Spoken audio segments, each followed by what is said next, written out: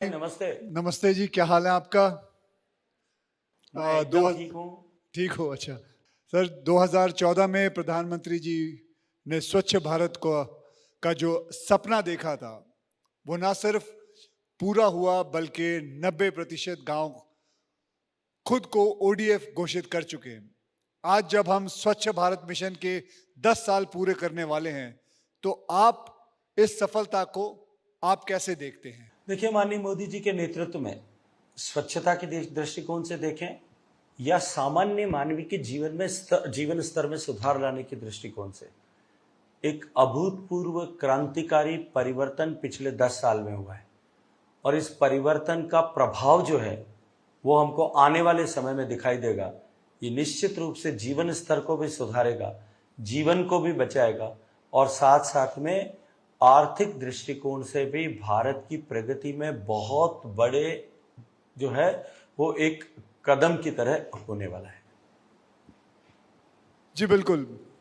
जैसे भारत के इस मिशन के 10 साल पूरे होने जा रहे हैं, ये और भी आवश्यक है कि हम इस गति को बनाए रखें और इसे और आगे तक कामयाबी की तरफ ले चलें।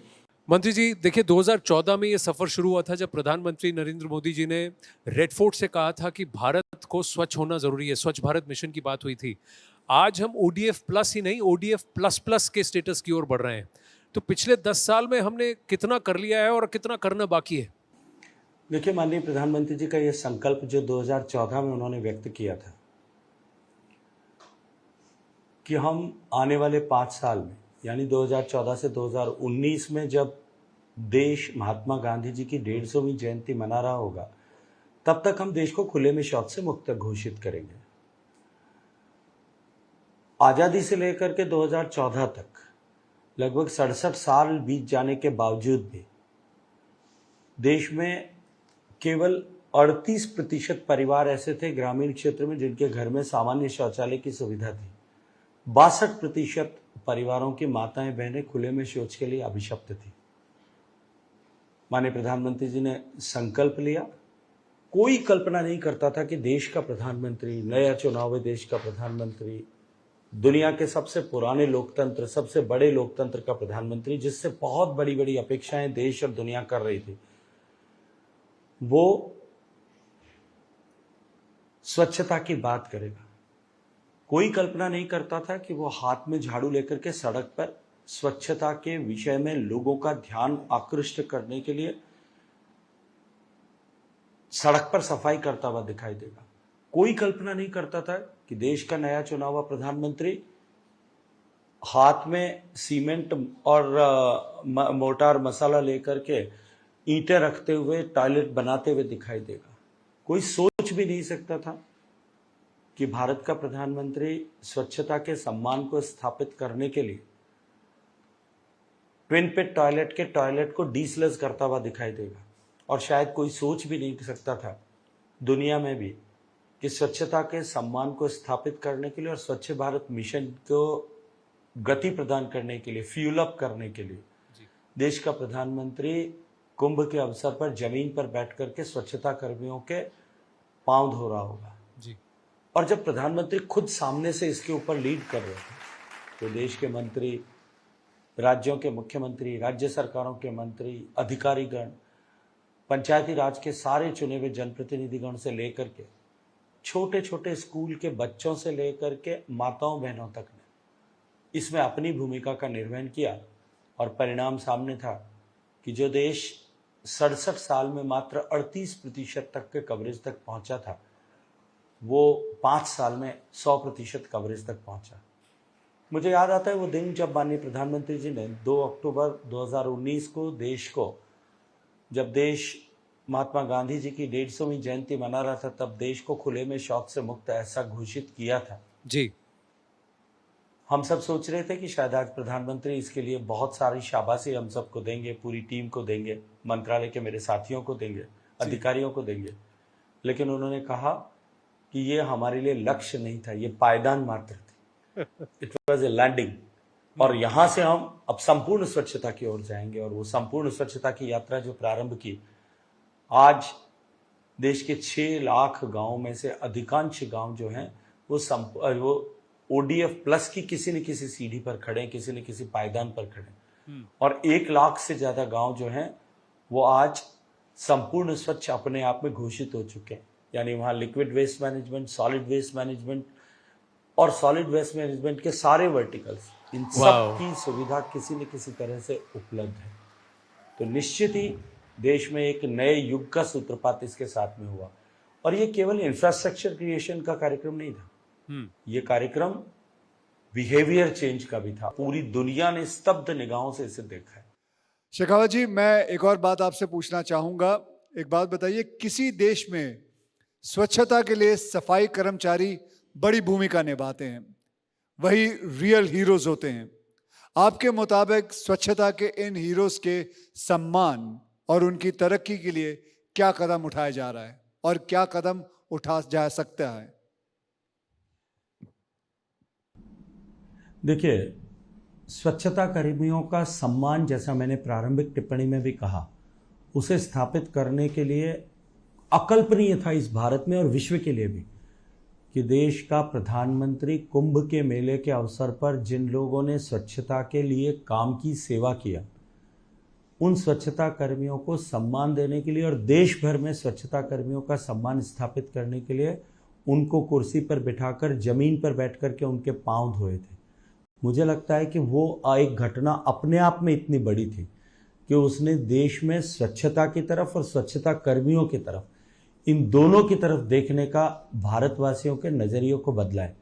दूसरी तरफ स्वच्छता कर्मियों को अपने काम के दौरान होने वाले खतरों से दूर करने के लिए एक तरफ ओपन स्कैवेंजिंग को समाप्त किया है, दूसरी तरफ अभी हाल ही में बजट प्रोविज़न करके सारे देश भर की नगर पालिकाओं को उसके लिए बजट संसाधन उपलब्ध करा करके उनको जो है मैकेनाइज करने की दिशा में, स्कैवेंजिंग को मैकेनाइज करने की दिशा में काम किया है।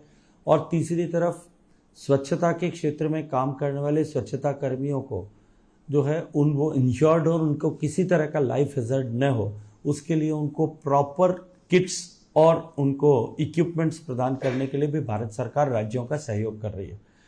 मैं तो इतना ही कहूँगा कि सरकार अपने स्तर पर काम करती है, लेकिन हम सब नागरिकों को भी स्वच्छता कर्मियों का सम्मान स्थापित हो, स्वच्छता कर्मियों का सम्मान बढ़े, हम सबके मन में स्वच्छता कर्मियों के प्रति श्रद्धा बढ़े, इसके लिए हम सबको अपने आचरण और व्यवहार में इस तरह के परिवर्तन को करने की आवश्यकता है।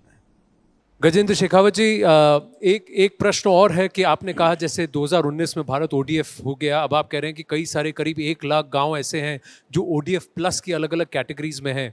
इसको बनाए रखना कितना आसान है और कितना मुश्किल है? और इसको अगर आप हर घर नल और हर घर जल से जोड़कर देखें तो मैं बस आपको बताना चाहूँगा, रिसेंटली न्यूज़ 18 का एक बहुत बड़ा मेगा ओपिनियन पोल था जहाँ पर 70% of the respondents across 518 Lok Sabha constituencies, उन्होंने हर घर जल के मानक को 70% रेट किया था इन टर्म्स ऑफ डिलीवरी। आप क्या मानते हैं कितना इंपॉर्टेंट है ये, खासकर अगर इसे हम स्वच्छ भारत और स्वस्थ भारत की निगाह से देखें तो?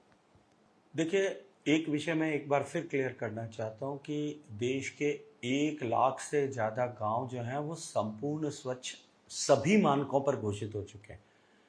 यदि इंटरमीडिएट देखें, जहां सॉलिड वेस्ट मैनेजमेंट पे कुछ न कुछ काम हो, सुविधा उपलब्ध हो गई होगी या लिक्विड पे हो गई है, अगर इन दोनों में से किसी एक वर्टिकल के दृष्टिकोण से देखें तो देश के लगभग 2/3 से ज़्यादा गांव उस कैटेगरी में अब आ चुके हैं।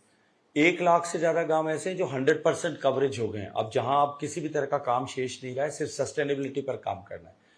हमने स्वच्छ भारत मिशन में सस्टेनेबिलिटी को लेकर के एक तरफ जहां नए टॉयलेट्स के निर्माण के लिए हमने प्रावधान किया है, हर साल इस तरह के नए घर बने उनके लिए प्रावधान किया है, लेकिन उसके साथ साथ में क्योंकि जैसा मैंने कहा ये बिहेवियर चेंज का कार्यक्रम था, एक बार स्वच्छता की आदत जब पड़ जाती है तब उसके बाद में उसको बनाए रखना बहुत आसान होता है। जहां तक पानी का विषय है, पानी और स्वच्छता दोनों परस्पर जुड़े हुए विषय हैं जी, दोनों पूर्णतः संबद्ध है। और हम उसी क्रम में अगर हम देखें, देश में पीने का पानी का कवरेज भी लगभग 75% विलेजेस अब तक का पहुंच चुका है। 75% के आंकड़े को हम पार कर चुके हैं। राज्यों के दृष्टिकोण से देखें तो गुजरात से लेकर के, पंजाब से लेकर के, गोवा से, हरियाणा से, तेलंगाना से होते हुए अरुणाचल प्रदेश और मिजोरम तक देश के 12 राज्य ऐसे हैं जहां 100% कवरेज हो गया है। और अब डिफरेंट स्टडीज जो बताती है, पहले वर्ल्ड बैंक की studies, bill and Melinda Gates foundation ने जो स्टडी की, वो दोनों स्टडीज ये कहती थी कि देश का इस स्वच्छ भारत मिशन के होने के कारण से एक तरफ जहां लगभग 3 लाख शिशुओं की मृत्यु जो है वो अब रुकी है, उसको हम रोक पाए हैं। वाह, 3 लाख जिंदगियां बचाने में हम कामयाब हुए। और दूसरी तरफ जो यही स्टडीज ये कहती हैं कि जो आउट ऑफ पॉकेट एक्सपेंसेस होता था स्वच्छता न होने के कारण से, प्रदूषण जनित बीमारियों से, वाटरबॉर्न डिजीजेस से जो प्रॉब्लम होती थी जी, उसके कारण से जो डॉक्टर का खर्च, दवा का खर्च या उसके अतिरिक्त उसका रोजगार जाया होता था उसका खर्च, इन सबको यदि मॉनिटाइज करें तो 50,000 रुपया प्रति परिवार प्रति वर्ष बचत हुई है। वाह, और आप कल्पना कीजिए 50,000 रुपये प्रति वर्ष प्रति परिवार भारत के लगभग 19 करोड़ 50 लाख परिवारों से, तो सरकार का ROR, the investment what they have made, और उसके अनुपात में उसके सापेक्ष जो बचत सरकार जनता की हुई है जी, वो लगभग 400% रेट ऑफ रिटर्न जो है सरकार को इन्वेस्टमेंट पर मिल रहा है। जनता के बचत हो रही है और स्वास्थ्य लाभ हो रहा है, जिंदगियां बच रही है। ठीक उसी तरह से पानी के परिप्रेक्ष्य में जी, गुणवत्ता का पानी मिले, उचित मात्रा में मिले, जो माननीय प्रधानमंत्री जी का संकल्प है, उसके चलते हुए अभी नोबेल लॉरेट माइकल क्रेमर का अध्ययन आया है और उसके अतिरिक्त भी बहुत सारी स्टडीज हुई। उन सब ने कहा है कि एक तरफ जहां लगभग 1.25 लाख जिंदगियां इसके कारण से बचेंगी, वहीं दूसरी तरफ इसके चलते हुए देश में जो है लोगों का रोजगार जाया होता था, उसमें भी बहुत बड़ी, जो डेलीज जिनको कहते हैं, उसमें भी जो है बहुत बड़ी आनुपातिक जो है वो कमी, पीने का पानी स्वच्छ घर तक पहुंचे उसके कारण से आने वाला है। तो स्वच्छता और पानी की उपलब्धता, ये दोनों के होने के चलते हुए देश के स्वास्थ्य के इंडेक्स में, नेशनल हेल्थ इंडेक्स में एक बहुत बड़ी छलांग आने वाली है। और साथ ही साथ में भारत के जीडीपी को भी इसके कारण से एक क्वांटम जंप जो है इसके कारण से मिलने वाला है। क्या बात है। जी हाँ, चुनाव के प्रचार के दौरान भी आप हमारे इस मिशन स्वच्छता और पानी से जुड़े, आपका बहुत बहुत धन्यवाद और आभार। Thank you Gajendra Shekhawat ji. Thank you ji.